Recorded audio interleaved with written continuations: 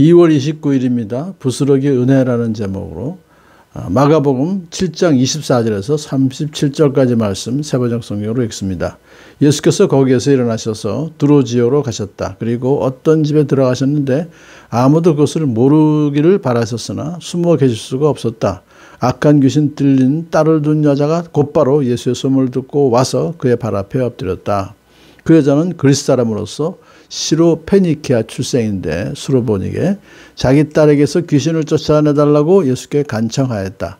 예수께서 그 여자에게 말씀하셨다. 자녀들을 먼저 배불리 먹여야 한다. 자녀들이 먹을 빵을 집어서 개들에게 던져주는 것은 옳지 않다. 그러나 그 여자가 예수께 말하였다. 주님, 그러나 상 아래에 있는 개들도 자녀들이 흘리는 부스러기는 얻어먹습니다. 그래서 예수께서 그 여자에게 말씀하셨다. 네가 그렇게 말하니 돌아가거라. 귀신이 네 딸에게서 나갔다. 그 여자가 집에 돌아와서 보니 아이는 침대에 누워있고 귀신은 이미 나가고 없었다.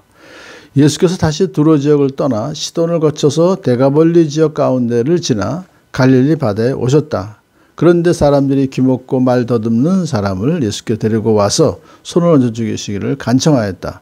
예수께서 그를 무리로부터 따로 데려가서 손가락을 그의 귀에 넣고 침을 뱉어서 그의 혀에 손을 대셨다.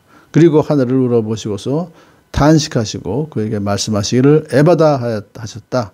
그것은 열리라는 뜻이다. 그러자 곧 그의 귀가 열리고 혀가 풀려서 말을 똑바로 하였다.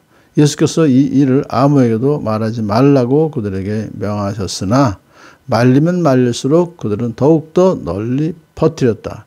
사람들이 몹시 놀라서 말하였다.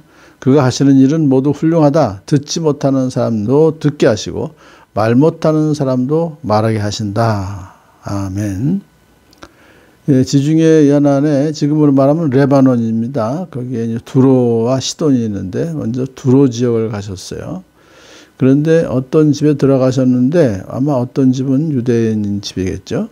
아무도 그것을 모르기를 바라셨으나 그러니까 숨어 계시려고 갔던 거예요. 그러니까 대중 앞에 나서지 않으시려고. 물론 좀 제자들과 함께 좀 쉬러 가셨는지도 모르죠.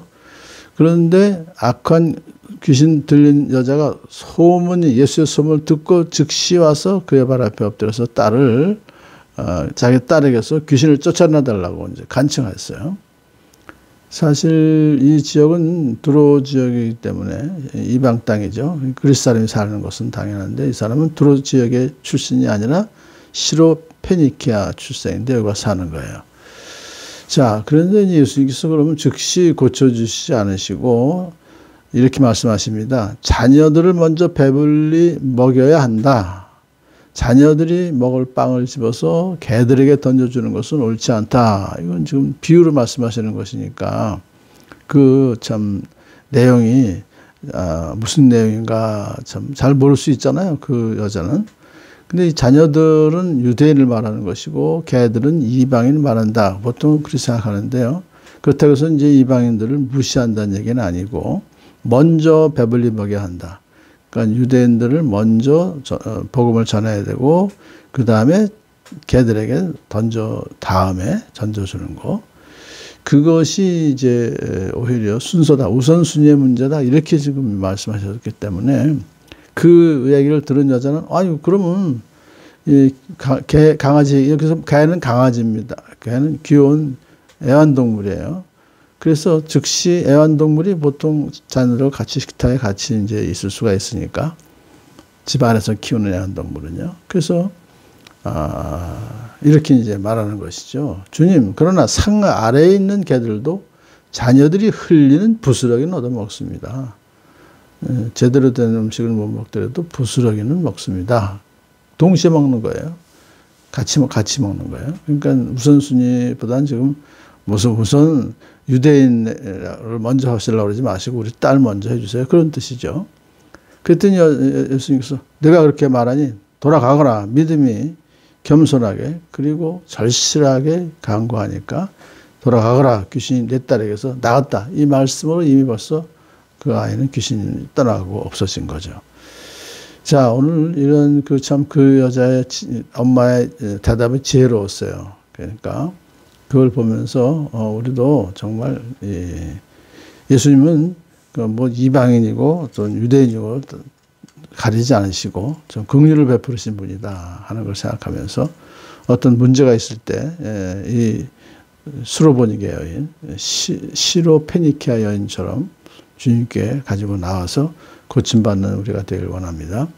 그 다음에 이제 예수님이 두로 지역을 떠나셔서 그 위에 있는 시돈을 거쳐 데가볼리 다 이방 땅이죠. 거기를 지나서 이제 갈릴리 바다에 오셨는데 귀 먹고 말 더듬는 사람이 예수께 와요.